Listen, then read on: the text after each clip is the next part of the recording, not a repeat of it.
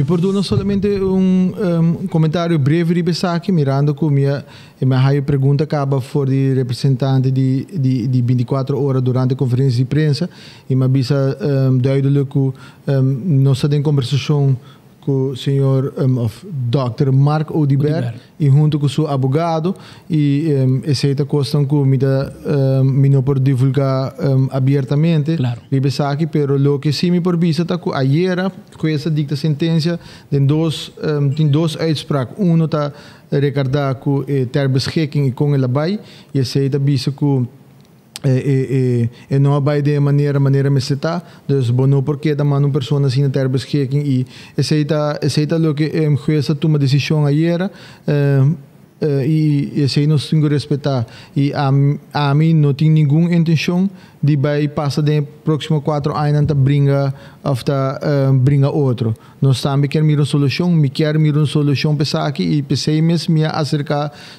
Dr. Odiber para nós poder chegar a uma solução mais pronto que possível e nós estamos em conversação e uma vez que nós chegamos a um entendimento eu ordenamos me querer me lo por papel abertamente de pensar aqui. Pero o governo que traga né mais of sobre o como um profissional que tem que usar em sua matéria de lo que está meteorólogo, etc., de meio. Ela agora põe on hold, põe outro caminho, ela está cobrando, ela acaba o seu estudo também, se comigo o governo para quê? Estudo. E ela se brinca para mim back. Governo que traga com mais, of the intenção está para chegar a acordo para vai e finalmente e não está bom na meio mais. Bom que mirei não off.